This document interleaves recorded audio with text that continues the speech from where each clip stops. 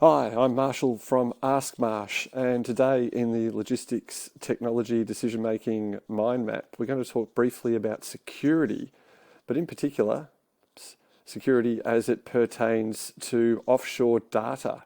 So, a lot of you now will be considering cloud storage or cloud solutions. It's the way to go, a lot of people believe. There's a whole bunch of advantages to that with remote working, if your company is spread across multiple locations, etc., etc. So one thing to consider when working with a cloud is, even though the cloud is this virtual storage, it's physically stored somewhere or at multiple locations. When you're looking at your different options, one thing you need to look at is whether or not that cloud storage is onshore, so in the country or in the jurisdiction you are in, or whether it's offshore, whether that data is going to be transmitted to other countries and other jurisdictions, because it can get messy depending on what industry you are in and potentially the safety or the security around what you're storing. You may be allowing other jurisdictions, potentially other governments, to access the data that you hold and that your customers and suppliers are entrusting you with.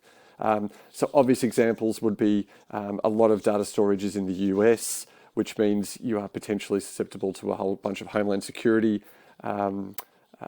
jurisdiction or viewing. There's other countries like China, where there may be some issues putting it into Chinese data centers. But even if you go somewhere like Europe, you've got this whole GDPR thing to worry about now. And if you are holding personal data, there are potential liabilities and responsibilities for you when you're putting that data into a European data center. It can get quite messy, it can get quite complex, because even transmitting through a country could potentially be part of it. So when you're looking at cloud solutions, it's really important that you look at who is going to have access to them, not only within your own organization or with your customers, your partners and your suppliers, but also from a government point of view, from a security agency point of view, who's going to be looking at your data. For a lot of companies, this won't be an issue at all, but if you're in pharmaceuticals, perhaps there could be some security issues. If you're working with any government organisations, and especially working in finance and with personal data, something to really, really be aware of.